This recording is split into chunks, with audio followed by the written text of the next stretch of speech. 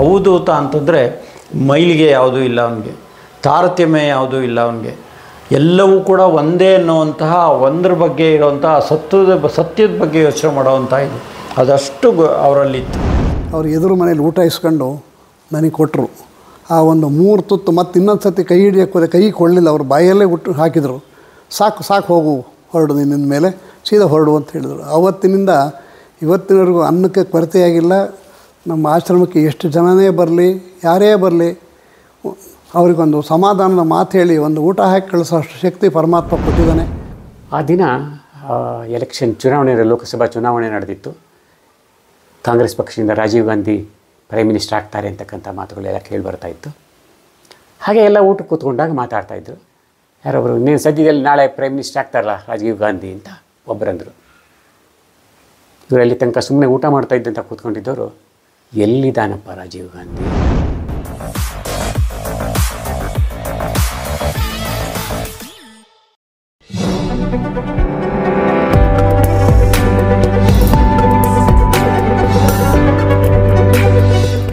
ಆದರೆ ಅವರಲ್ಲಿ ಏನೋ ಒಂದು ಶಕ್ತಿ ಇತ್ತು ಮತ್ತು ಯಾರಿಗೂ ಅನ್ಯಾಯ ಮಾಡೋದನ್ನು ಹೇಳ್ತಿತ್ತಿಲ್ಲ. ಅವರು ಯಾವತ್ತೂ ಹೇಳಿಲ್ಲ, ನಾನು ನೋಡಿದಾಗ ಇವ್ರಿಗೆ ಅನ್ಯಾಯ ಮಾಡಿದ್ರು, ಅವ್ರನ್ನ ವಹಿಸ್ಕೊಂಡ್ರು ಗುರುಗಳು, ಆ ಥರದ್ದು ಇಲ್ವೇ ಇಲ್ಲ. ಎದ್ದೆದುರಿಗೆ ಹೇಳೋದು ಏನು ಅವ್ರಿಗೆ ಹೇಳಬೇಕೋ ಅವ್ನಿಗೆ ಏನಾದರೂ ಹೇಳೋದೆ, ಆ ಥರದಲ್ಲಿದ್ದಂಥವ್ರು.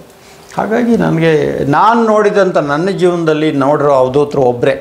ನಾನು ಇನ್ನು ಬೇರೆಯವರು ಅನೇಕರು ಅವಧೂತರು ಅಂತ ಬರ್ತಾರೆ, ನನಗೆ ಗೊತ್ತಿಲ್ಲ, ಅವ್ರ ಬಗ್ಗೆ ನಾನು ಕಾಮೆಂಟ್ ಮಾಡಲ್ಲ. ಆದರೆ ಅವ್ರಿಗೆ ಅವಧೂತತನ ಅಷ್ಟರ ಮಟ್ಟಿಗೆ ಬಂದಿದೆ ಅನ್ಸಲ್ಲ, ಇವ್ರಿಗೆ ಬಂದಿತ್ತು. ಯಾಕೆಂದರೆ ಅವ್ರು ಉಡ್ತಿದ್ದ ಬಟ್ಟೆ ನೋಡಿ, ಅವರು ಸ್ಕೂಟ್ರಲ್ಲಿ ಹೋಗೋರು ಅನೇಕ ಸಲ ಚಕ್ರಬಣ್ಣದಿಂದ. ಯಾರೋ ಒಬ್ಬರು ಕಾರ್ನಲ್ಲಿ ನಿಲ್ಲಿಸಿ, ಗುರುಗಳೇ ಬನ್ನಿ ಹೋಗ್ಬೇಡ ಅಂತ ಅವ್ರು ಹೋಗ್ತಿರಲಿಲ್ಲ. ಅಲ್ಲಿಂದ ಕರ್ಕೊಂಬಂದು, ಏನಪ್ಪ ಅವನ ಜೊತೆನೇ ಬರ್ತಾನೆ, ನೀನು ಬೇಕಾದ್ರೆ ಕಾರ್ ತಗೊಂಬ ಬರ್ತೀನಿ ವಾಪಸ್ ಅನ್ನೋರು. ಅವ್ರು ಹೋಗ್ತಿತ್ತಿಲ್ಲ. ಆದರೆ ಇವನು ಬಿಸಿಲಲ್ಲಿ ಬಂದು ಅರ್ಧ ದಾರಿಗೆ ಬಿಟ್ಟನ್ನ ಅವನನ್ನು ಬಿಟ್ಟು ಕಾರ್ ಸಿಕ್ಕಿದ ತಕ್ಷಣ ಹತ್ತುತ್ತೀವಿ, ನಮ್ಮ ಸ್ವಭಾವಗಳದು. ಅವರು ಸ್ವಭಾವ ಇರಲಿಲ್ಲ.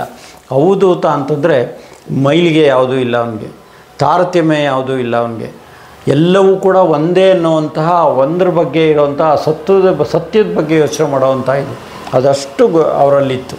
ಅವ್ರ ಮನೆಗೆ ಹೋದಾಗ ಅವ್ರು ಊಟ ಮಾಡೋ ಅಂದರೆ ಊಟ ಮಾಡ್ತಿದ್ವಿ ನಾವು. ಯಾವತ್ತು ಒಂದು ಮಾಡ್ಕೊಂಡು ಹೋಗಿದ್ರು ಕೂಡ ಅವ್ರು ಏನಾರು ಕೊಟ್ಟರು ಒಂಚೂರು ತಿಂದು ಬರ್ತಿದ್ವಿ. ಯಾಕೆ ಅಂದರೆ ಅವ್ರಿಗೆ ಯಾವ ಉದ್ದೇಶ ಇಟ್ಕೊಂಡು ಹೇಳ್ತಾರೆ ಗೊತ್ತು. ಒಂದು ಕೆಂಪು ಪೆನ್ ಇಟ್ಕೊಂಡಿದ್ದೆ ನಾನು, ಪತ್ರಕರ್ತರೆ ಕೆಂಪು ಪೆನ್ ಇಟ್ಕೊಬೇಡಿ. ಇವತ್ತಿನವರೆಗೂ ಇಟ್ಕೊಂಡಿಲ್ಲ ನಾನು, ಇವತ್ತಿನವರೆಗೂ ಜೋಬಲ್ಲಿ ಇಟ್ಕೊಳ್ಳೋದು ಕೆಂಪನ್ನ.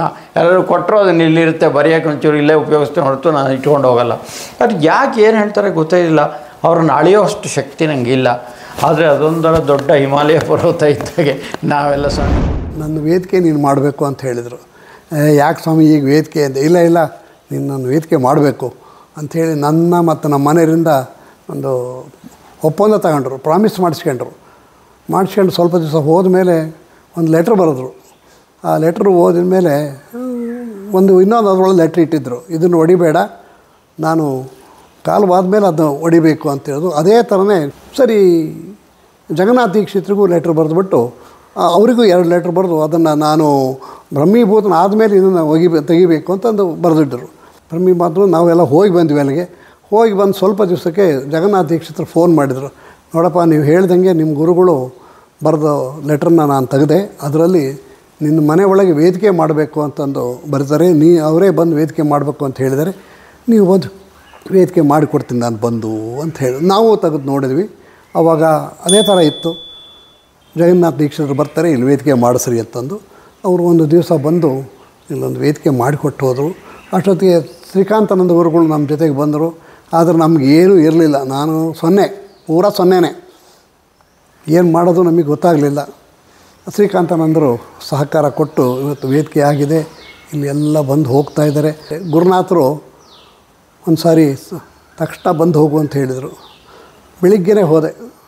ಸರಿ, ನಾನಿನ್ನೂ ಅವ್ರ ಮನೆ ಒಳಗೆ ಬಂದು ಇನ್ನೂ ಊಟಕ್ಕೆ ಕೂತ್ಕೋಬೇಕು, ತಕ್ಷಣ ಹೇಳಿ ಕಳಿಸಿದ್ರು ಚಿಕ್ಕಮಗಳೂರಿಗೆ ಬರಬೇಕಂತೆ ಅಂತದ್ದು.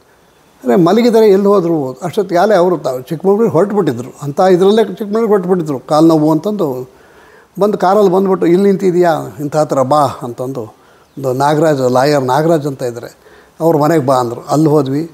ಅಲ್ಲೂ ವಿಪರೀತ ಜನ. ರಾತ್ರಿ 11 ಗಂಟೆ ತನಕ ಯಾರೂ ಹೋಗಲೇ ಇಲ್ಲ. ಅವರು ನನಗೇನು ಹೇಳಬೇಕು ಅಂತಂದ್ರೆ ಗೊತ್ತಿಲ್ಲ. ಕೊನೆಗೆ ಒಂದು ಮನೆ ಒಳಗೆ ಹೋಗಿ ಕೂತ್ಕೊಂಡ್ವಿ.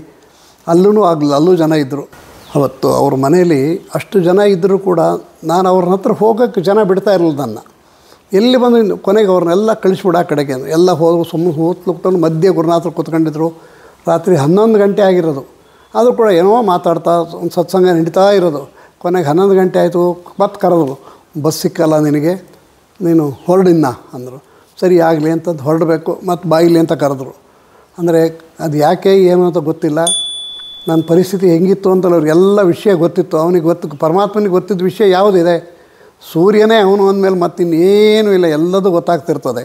ಹೀಗಿದೆ ಅಂದಮೇಲೆ ಅವ್ರು ಎದುರು ಮನೇಲಿ ಊಟ ಇಸ್ಕೊಂಡು ನನಗೆ ಕೊಟ್ಟರು. ಆ ಒಂದು 3 ತುತ್ತು ಮತ್ತು ಇನ್ನೊಂದು ಸರ್ತಿ ಕೈ ಹಿಡಿಯೋಕ್ಕೆ ಕೈ ಕೊಳ್ಳಿಲ್ಲ. ಅವ್ರು ಬಾಯಲ್ಲೇ ಹಾಕಿದರು. ಸಾಕು ಹೋಗು, ಹೊರಡು ನಿನ್ನಿಂದ ಮೇಲೆ, ಸೀದಾ ಹೊರಡು ಅಂತ ಹೇಳಿದರು. ಇದು ನನ್ನ ಯಾವ ಜನ್ಮದ ಪುಣ್ಯ ಅಂತ ಗೊತ್ತಿಲ್ಲ. ಆವತ್ತಿನಿಂದ ಇವತ್ತಿನವರೆಗೂ ಅನ್ನಕ್ಕೆ ಕೊರತೆಯಾಗಿಲ್ಲ.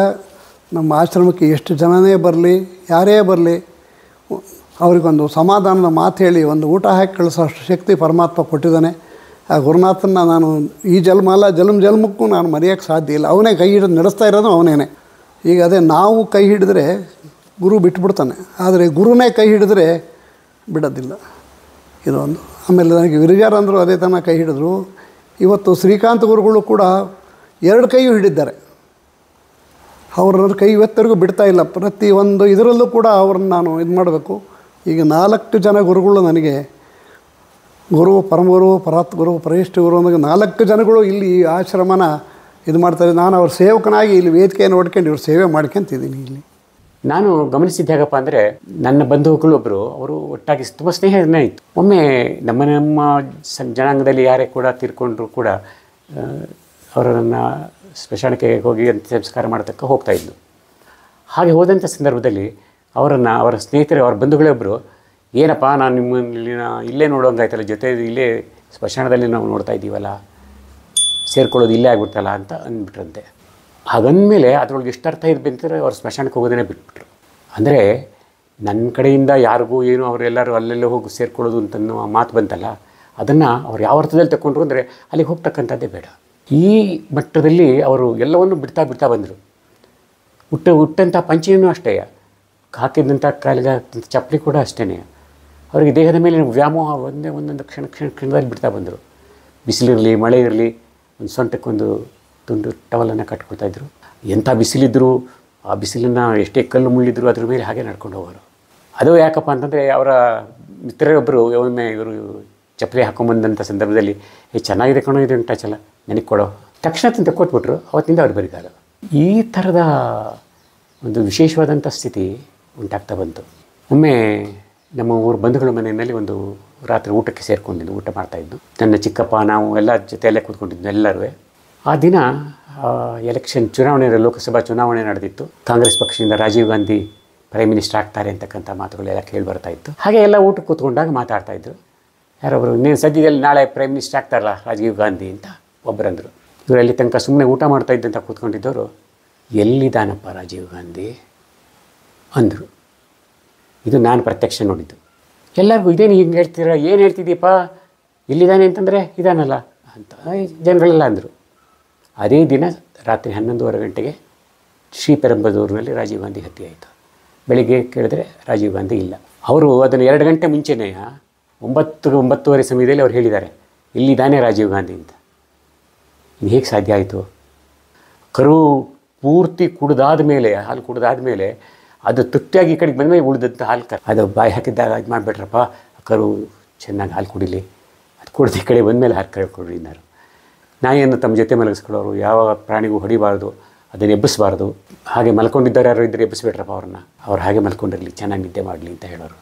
ನಾನೊಮ್ಮೆ ಶಾಲೆಯಿಂದ ಬಂದು ಕೂತ್ಕೊಂಡು ಅವ್ರ ಮನೆಗೆ ಹೋದಾಗ ಅವ್ರು ಕುರ್ಚಿಯಲ್ಲಿ ಕೂತ್ಕೊಂಡಿದ್ದರು. ಸುಮಾರು ಒಂದು 15-20 ಜನ ಎಲ್ಲ ಶಿಷ್ಯರು ನೆಲದ ಮೇಲೆ ಕೂತ್ಕೊಂಡು ಮಾತಾಡ್ತಾಯಿದ್ರು. ಆ ಸಂದರ್ಭದಲ್ಲಿ ಧಾರವಾಡದ ಕಡೆಯಿಂದ ಒಬ್ಬ ವ್ಯಕ್ತಿ, ತುಂಬ ಶ್ರೀಮಂತ, ಅವತ್ತಿನ ಕಾಲದಲ್ಲಿ ಅಂಬಾಸಿಡರ್ ಕಾರ್ನಲ್ಲಿ ಬಂದರು. ಒಂದಿಷ್ಟು ಹಣ್ಣು ಹೂವು ಎಲ್ಲ ತಗೊಂಡು ಅದನ್ನೆಲ್ಲ ಹೊರಿಸ್ಕೊಂಡು ಜೋರಾಗಿ ಹೆಜ್ಜೆ ಇಟ್ಕೊಂಡು ಒಳಗಡೆ ಬಂದು ಅಲ್ಲಿ ಸ್ವಲ್ಪ ನಿಂತ್ಕೊಳ್ಳೋದು ಜಾಗ ಇತ್ತು, ಅಲ್ಲಿ ನಿಂತ್ಕೊಂಡ್ರು. ಅವ್ರ ಉದ್ದೇಶ ಏನು, ಇವ್ರನ್ನ ಕರೆದು ಕುರ್ಚಿ ಹಾಕಿ ಕೂರಿಸ್ಬಿಟ್ಟು ಬನ್ನಿ ನಿಂತಂತಾರೆ ಹಾಗೆ ಅಂತ. ಚಿಕ್ಕಪ್ಪ ಹಾಗೆ ಸುಮ್ಮನೆ ಕೂತಿದ್ರು, ಜನಗಳ ಜೊತೆ ಹಾಗೆ ಮಾತಾಡ್ತಾರೆ ಇದ್ರು. ನಾನು ನೋಡ್ತಾ ಇದ್ದೆ. ತುಂಬ ಹೊತ್ತು ನಿಂತ್ಕೊಂಡು ಅವ್ರಿಗೆ ಸ್ವಲ್ಪ ಇದು ಬಂತು, ನಾನು ಇಷ್ಟು ಬಂದರು, ಈಗ ನಾನು ನೋಡಲಿಲ್ವಲ್ಲ ಅಂತಕ್ಕಂಥದ್ದು ಬಂತು ಅಂತ ಕಾಣಿಸುತ್ತೆ, ಗೊತ್ತಿಲ್ಲ. ಆ ಹಾಲಲ್ಲಿ ಒಂದು ಕಿಟಕಿ ಇದೆ, ಇವಾಗಲೂ ಇದೆ. ಆ ಕಿಟಕಿಲಿ ಸ್ವಲ್ಪ ಜಾಗ ಇದೆ ಕೂತ್ಕೊಳ್ಳಿಕ್ಕೆ. ಸೀದಾ ಅವ್ರು ಅಲ್ಲಿ ಹೋಗಿ ಕೂತ್ಕೊಂಡ್ರು. ಶಿಷ್ಯರೆಲ್ಲ ನೆಲದ ಮೇಲೆ ಕೂತಿದ್ರು, ಅವ್ರು ಅಲ್ಲಿ ಹೋಗಿ ಕೂತ್ಕೊಂಡು ಸ್ವಲ್ಪ ಹೊತ್ತು ಹಾಗೆ ಇದಾಯಿತು. ಆವಾಗಲೂ ಇವರು ಏನು ಮಾತಾಡಲಿಲ್ಲ. ಒಂದು 15 ನಿಮಿಷ ಕಳೆದ ಮೇಲೆ ಹೀಗೆ ಎಲ್ಲ ಮಾತಾಡ್ತಾ ಹಿಂಗೆ ತಿರುಗಿದ್ರು ಅವ್ರ ಕಡೆಗೆ. ಏನು ಬಂದುಬಿಟ್ಟೆ ಈಗ 12 ವರ್ಷದ ಹಿಂದೆ ಅನ್ಯಾಯವಾಗಿ ಆ ಹುಡುಗಿನ ಕೊಂದುಬಿಟ್ಟು ಇವತ್ತು ಬಂದುಬಿಟ್ಟಿಯೋ ಕಷ್ಟ ಅಂತ ಹೇಳ್ಕೊಳ್ಳೋಕ್ಕೆ ಅಂದರು. ಆ ಮನುಷ್ಯ ನಾನು ನೋಡ್ತಾ ಇದ್ದೀನಿ, ಏನು ಒಂಥರ ಹಿಂಗೆ ಕಣ್ಕೊಂಡು ಬಿಟ್ಕೊಂಡು ಈ ಕಡೆ ಅಂತ. ನಿಂಗೆ ಕಣೆಯ ಹೇಳಿದ್ದು, ಏನು ಮಾಡಿದೆ 12 ವರ್ಷದಿಂದ ಆ ಹುಡುಗಿನ ತೆಗೆದುಬಿಟ್ಟಿಯಲ್ಲಯ್ಯ, ನಿನ್ನ ಕೊಂದುಬಿಟ್ಟು ಉದ್ಧಾರ ಆಗ್ಬಿಟ್ಟೆ, ಕೋರ್ಟಿಂದಲೂ ಎಲ್ಲ ಬಿಡುಗಡೆ, ನಿಮಗೇನು ಇದಾಗಲೇ ಇಲ್ಲ, ಈಗ ಕಷ್ಟ ಅಂತ ಬಂದಿದೆಯಾ, ಅನ್ಭವಿಸು. ಆ ಹುಡುಗಿ ಎಷ್ಟು ಅಂದ್ಕೊಂಡಿದ್ದಾಳೆ, ಜೀವ ಬಿಟ್ಲಲ್ಲ. ಒಂದು ತಕ್ಷಣವೇ ಎಲ್ಲ ಬೆವರು ಬಿಟ್ಟು ಆ ವ್ಯಕ್ತಿ ಬಂದು ಕಾಲಿಗೆ ಬಿದ್ದುಬಿಟ್ಟ. ಇದು ನಾನು ಕಣ್ಣಿಸಿ ಎಲ್ರಿಗೂ ಆಶ್ಚರ್ಯ ಆಗ್ತಾಯಿದೆ, ಇದಾಗ್ತಾಯಿದೆ. ಹೌದು ಗುರುವೇ, ತಪ್ಪಾಯಿತು ನಂದು, ಏನು ಹಿಂಗೆ ಆಗೋಗ್ಬಿಡ್ತು, ನಡೆದೋಗ್ಬಿಡ್ತು ಅಂತ ಒಪ್ಕೊಂಬಿಟ್ಟ. ಇದು ನೀನು ಮಾಡಿರ್ತಕ್ಕಂಥ ಕರ್ಮ, ಇದು ನೀನು ಅನುಭವಿಸೇ ತೀರಿಸ್ಬೇಕು. ಅದಕ್ಕೆ ಯಾರು ಏನು ಮಾಡಲಿಕ್ಕಾಗಲ್ಲ. ಒಬ್ಬರು ಜೀವಕ್ಕೆ ನೋವು ಕೊಟ್ಟಿದೀಯಾ, ಆ ನೋವನ್ನು ನೀನು ಅನುಭವಿಸಲೇಬೇಕು, ಅದಾದಮೇಲೆ ಸರಿಯಾಗುತ್ತೆ ಹೋಗು ಅಂತ ಹೇಳಿ ಅಷ್ಟೇ ನಿಷ್ಠುರವಾಗಿ ಕಳಿಸ್ಕೊಟ್ರು.